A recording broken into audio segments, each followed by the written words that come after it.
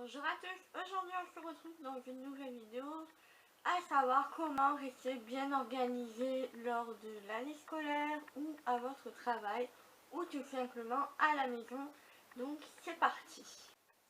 Donc je vais vous partager toutes mes astuces que je connais et qui fonctionnent bien sur moi au niveau de la maison, euh, sur l'organisation en général. Donc c'est parti. Donc tout d'abord, planifiez votre semaine, donc affichez votre emploi du temps si vous en avez un, si par exemple vous êtes en cours, ou sinon notez vos rendez-vous professionnels ou pas sur un tableau. Donc je conseille d'acheter un tableau comme je l'ai fait moi, ou un petit mémo, donc comme ceci en fait.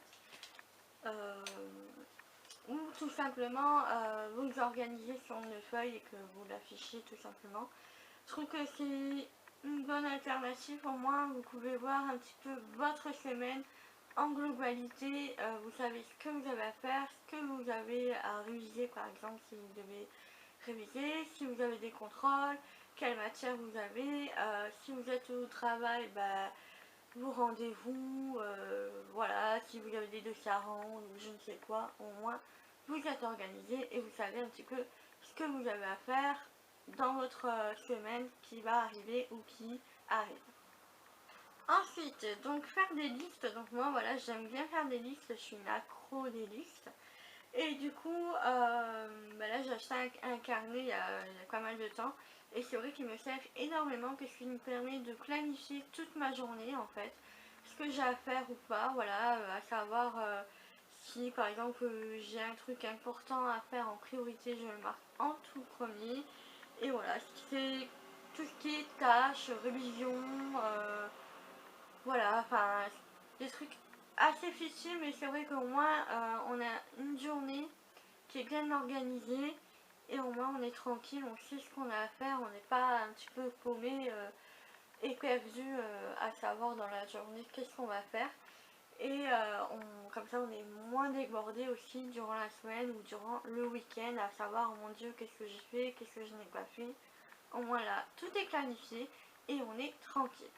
Ensuite, déléguer et partager. Donc si vous êtes parent ou en colocation ou tout simplement chez vos parents et que vous avez des corvées à faire, bon, en étant adulte vous avez pas mal de choses à faire, mais c'est vrai qu'en étant enfant ou adolescent, peut-être que dans votre famille vous avez des corvées à faire, notez-les et essayez de partager les tâches quotidiennes par exemple. Parce que moi auparavant en fait il y a quelques années de ça, je nettoyais ma chambre, enfin ma chambre d'adolescente. Et c'est vrai que je me retrouvais chaque fois le week-end, alors soit le samedi, soit le dimanche matin, en train de nettoyer ma chambre. Et donc ça m'énervait parce que je perdais une matinée entière pour nettoyer ma chambre alors que généralement voilà, on aimerait bien faire autre chose le samedi matin ou le dimanche matin. Donc c'est pourquoi j'ai décidé de me planifier en fait en fonction de la maison ou de la chambre que j'ai. Faire par exemple le lundi les poussières, le mardi les sols, le mercredi autre chose, enfin voilà. Planifier, faites petit à petit, comme ça vous savez que votre maison elle est tout en nickel, votre chambre aussi, et au moins vous ne vous laissez pas déborder par les tâches ménagères que vous avez à faire et que ça vous gonfle, parce que je sais que tâches ménagères des fois c'est un peu chiant. Donc voilà, enfin déléguer, partager. Si vous êtes par exemple en couple, voilà, faites des partages de tâches, voilà, vous voyez ce que l'autre personne aime bien faire et vous aussi, et voyez un petit peu, voilà, comme moi mon chéri aime bien passer l'aspirateur, je lui laisse et moi en contrepartie soit je fais la vaisselle, soit je fais autre chose, mais voilà, au moins on est tous les deux sur le front comme ça.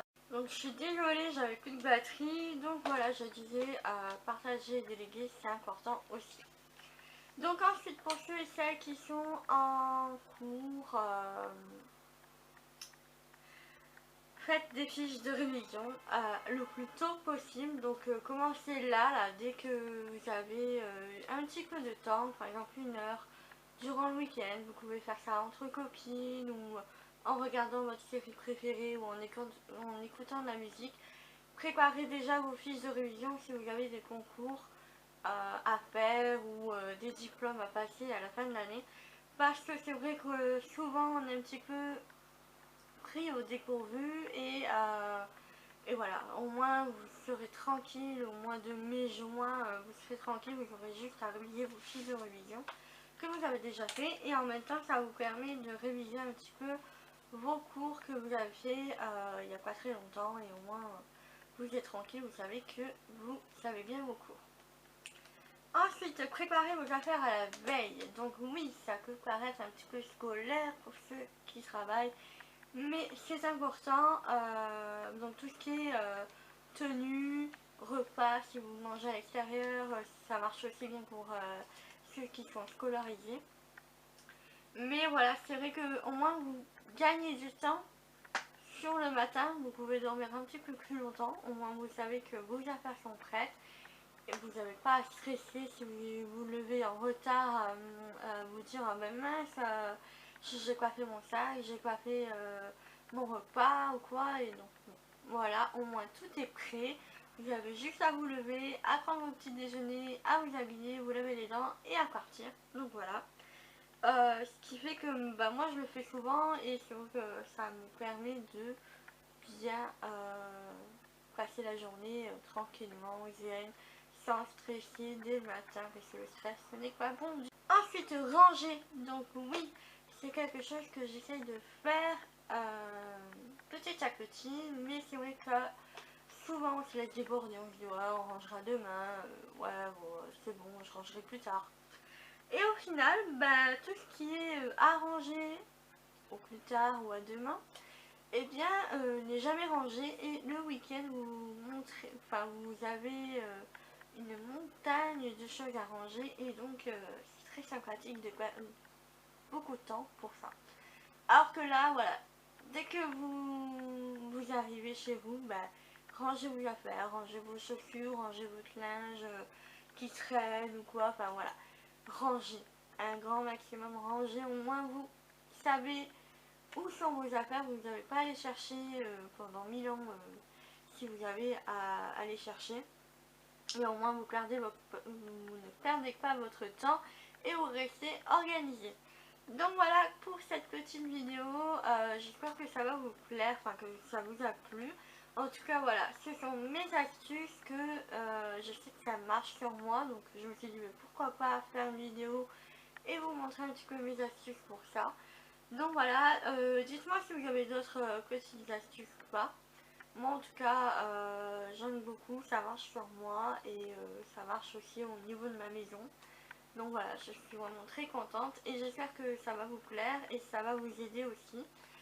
Et donc bah, restez bien organisés et je vous dis à bientôt pour de nouvelles vidéos. Ciao!